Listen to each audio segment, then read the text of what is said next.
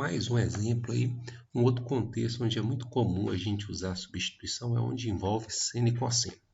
Por exemplo, sempre que eu tiver a multiplicação de seno e cosseno e um deles, pelo menos um deles, estiver elevado à potência 1, você pode trabalhar com a substituição.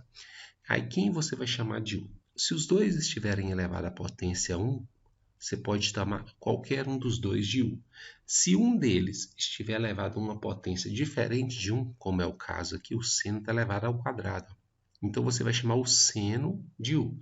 Se um deles estiver elevado a potência diferente de 1, é ele que você chama de 1. E se os dois estiverem elevado a potência diferente de 1, a gente vai ver depois que aí é um outro tipo de integração. Então, a substituição vai ser quando eu tiver a multiplicação de seno e cosseno, certo? Os dois elevados a 1, ou um deles elevado a 1 e o outro elevado a outra potência qualquer. Se um deles estiver elevado a uma potência que não for 1, esse você chama de 1. Quando você derivar aqui, a derivada de seno é cosseno em relação a x, certo? E aí eu já vou substituir aqui, ó. Então, como que vai ficar essa integral aqui, ó? Então, olha só, eu não chamei o seno de u, não chamei o seno de u. Como o seno está elevado ao quadrado, então aqui vai ficar u ao quadrado. Aqui sobrou cosseno de x dx. Faltou aqui, ó, que é o cosseno de x dx. Ó. Cosseno de x dx. Cosseno de x dx eu vou trocar por du, por isso que ficou du. Então eu peguei essa expressão, troquei esse seno por u. Como ele está elevado ao quadrado, ficou u ao quadrado. Cosseno de x dx, eu troquei cosseno de x dx por du.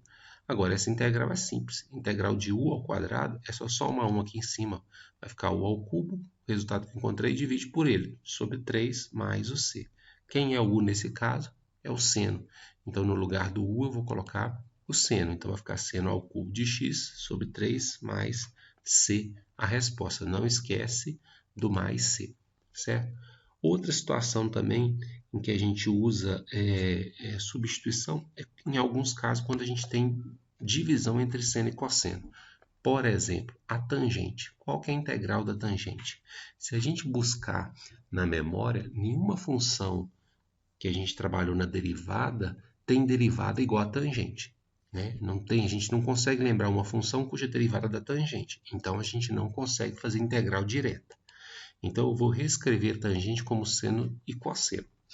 Quando se envolve divisão de seno por cosseno, a gente vai conseguir fazer a substituição desde que a gente chame essa parte de baixo de u. Então, a gente vai chamar de u o cosseno de x. Certo? Derivada de u, derivada de cosseno de x é menos seno de x em relação a x. Tudo bem isso aí? Aqui eu só peguei esse menos e passei para cá, porque aqui eu tenho seno de x dx. E aí aqui ficou seno de x dx, então eu só tirei esse menos e passei ele para cá. Então essa integral vai ficar assim, cosseno de x eu vou chamar de u, tá aqui u, seno de x dx, ó, seno de x dx eu vou chamar de menos du. Vou trocar o seno de x dx por menos du. O menos eu coloquei aqui fora e o du eu coloquei aqui dentro. Então eu troquei o seno de x vezes dx, ó, seno de x dx, melhor dizendo, por menos du, menos du. Esse menos eu repeti aqui, integral de 1 sobre u é ln de módulo de u, como a gente já viu. E no lugar do u, eu vou colocar cosseno de x. Então, no lugar do u, eu vou colocar cosseno de x. Então, a integral de tangente de x é isso aqui, ó. Então, duas situações também envolvendo seno e cosseno, em que a gente pode usar a substituição. Em alguns casos, onde tem multiplicação de seno com cosseno, em alguns casos, onde a gente tem divisão de seno com cosseno.